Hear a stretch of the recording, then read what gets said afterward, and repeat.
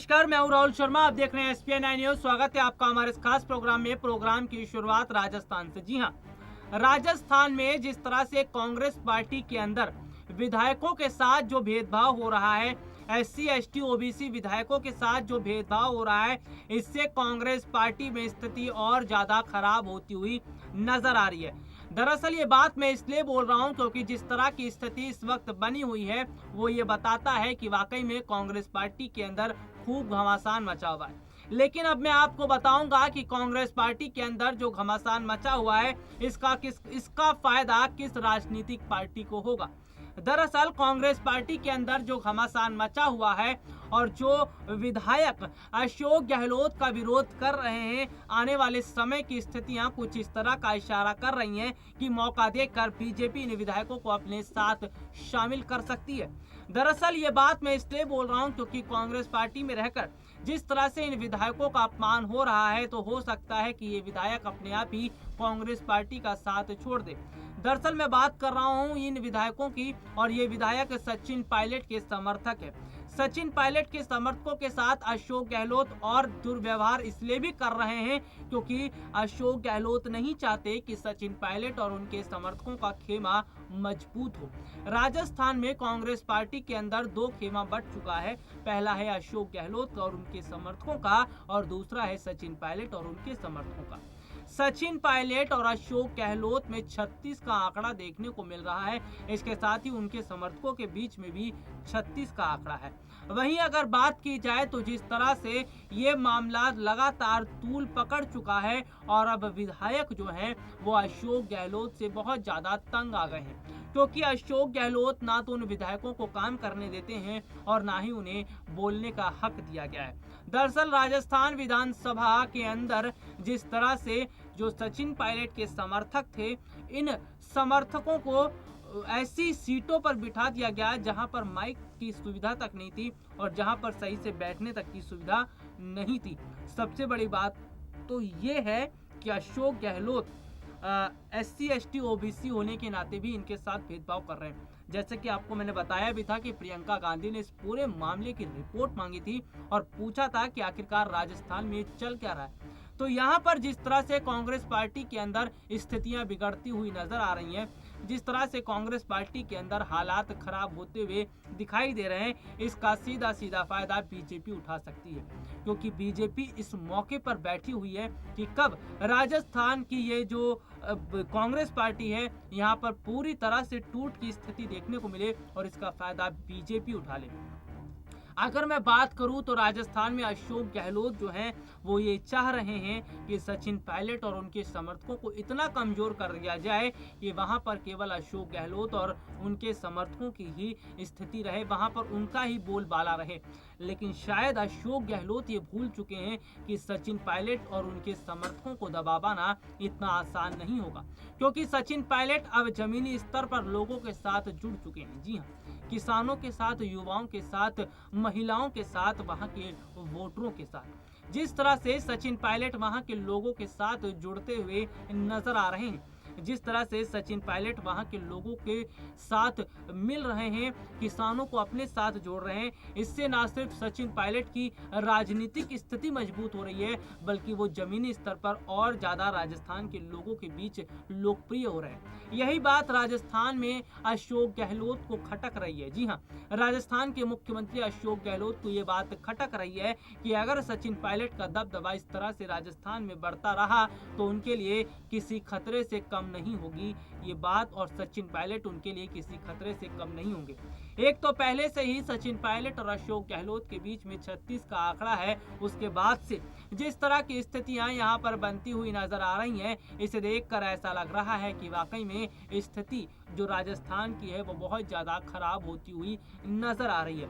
राजस्थान में कांग्रेस पार्टी के अंदर जो हलचल मची हुई है, ये हलचल बीजेपी के लिए फायदेमंद साबित हो सकती है, तो कांग्रेस के लिए नुकसान का सामना करना पड़ सकता है।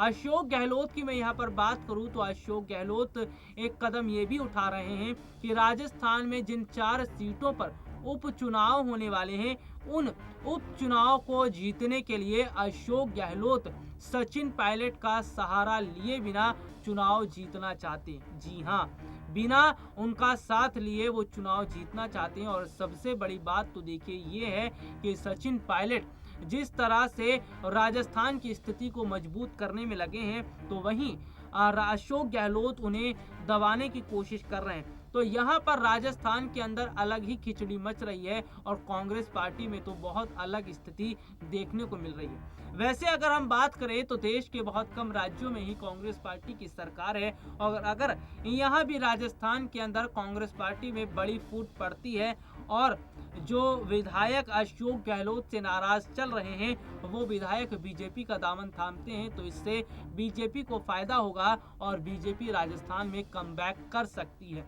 हालांकि स्थितियां कुछ इस तरह की नहीं हैं, लेकिन अगर बात की जाए तो हालात इस तरह से राजस्थान के अंदर कांग्रेस पार्टी में अगर रहे तो ये कांग्रेस पार्टी के लिए मुश्किलें बड़ी हो सकती है, इससे मुश्किलों का सामना करना पड़ सकता है। हालांकि मैं यहाँ पर प्रियंका गांधी की बात करूंगा कि प्रियंका गांधी ने पूरे मामले की रिपोर्ट मांगी है और प्रियंका गांधी अब राजस्थान की स्थिति को संभालने में लग गई हैं। क्या प्रियंका गांधी राजस्थान की स्थिति को संभाल पाएंगी और क्या प्रियंका गांधी इस जो पूरे मामले को सुलझाने में कामयाब रहेंगी? वैसे अगर आपको मैं बता दूं कि प्रियंका गांधी ने एक रणनीति अपनाई थी जिससे राजस्थान में कांग्रेस विधायक टूटते टूटते बचे थे। दरअसल क्या हुआ था कि राजस्थान में जो कांग्रेस पार्टी के बहुत सारे विधायक नाराज चल रहे थे और वो विधायक पार्टी का साथ छोड़ने की बात कर रहे थे, उन विधायकों को मनाने की कोशिश की गई थी प्रियंका गांधी की तरफ से। जी हाँ, प्रियंका गांधी ने बतौर उन विधायकों को मनाया और उसके बाद वो लोग कांग्रेस पार्टी में ही रहे। यानी कि प्रियंका गांधी ने इससे पहले भी राजस्थान में विधायकों को मनाने की कोशिश की है और समझाने की कोशिश की है। प्रियंका गांधी की बात वो लोग मानते भी हैं, क्योंकि प्रियंका गांधी ही अभी फिलहाल स्थिति की अगर मैं बात करूं तो प्रियंका गांधी ही कांग्रेस पार्टी को संभाल रही हैं। तो जाहिर सी बात है कि प्रियंका गांधी भी पार्टी आला कमान में ही आती हैं और उनकी बात तो विधायक टाल ही नहीं सकते।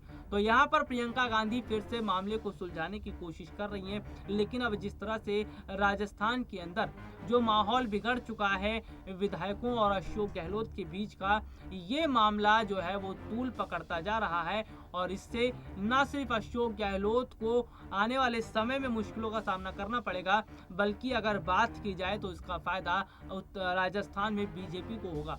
राजस्थान में जो उपचुनाव होने वाले हैं 4 सीटों पर, इन उपचुनाव को जीतने के लिए बाकायदा बीजेपी ने भी अपनी तैयारियां शुरू कर दी हैं। वसुंधरा राजे की अगर मैं बात करूं तो वसुंधरा राजे जो हैं वो भी कोशिश कर रही हैं और वो इस बार कोशिश कर रही हैं गुर्जर समुदाय के लोगों को अपनी तरफ करने की। जी हाँ, क्योंकि अगर मैं बात करूं तो सचिन पायलट गुर्जर हैं और गुर्जर समुदायों में बहुत अच्छा उनका दबदबा है।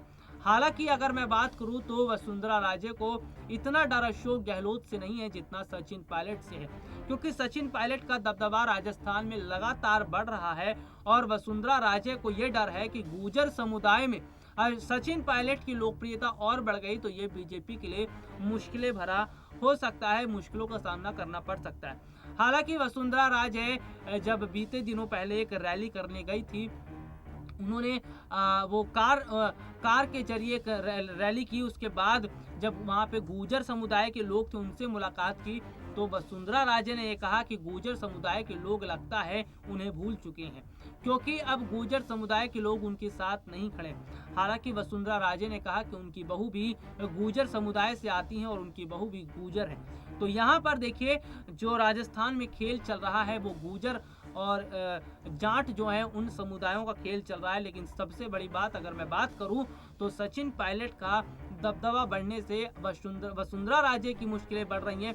लेकिन अगर सचिन पायलट और अशोक गहलोत के बीच में ये दूरियां चलती रहीं और इनके बीच की लड़ाइयां ऐसे दिखती रही तो इसका फायदा वसुंधरा राजे आसानी से उठा सकती हैं, क्योंकि वसुंधरा राजे की जो इस वक्त अगर फोकस किया जाए, वसुंधरा राजे का फोकस इस वक्त पूरा एक तो गुर्जर समुदाय पर है और उसके बाद की अगर मैं बात करूं तो अन्य वहां के जो वोटर्स हैं उनकी तरफ भी है। तो यहाँ पर अब वसुंधरा राजे को गुर्जर समुदाय के लोगों की याद तो आ ही गई है, लेकिन अब वो अन्य वोटर्स को भी लुभाने की कोशिश कर रही है। फिलहाल के लिए आगे क्या स्थितियां रहेंगी राजस्थान की, ये हम आपको जरूर बताएंगे। आज के लिए मुझे इजाजत दीजिए, नमस्कार।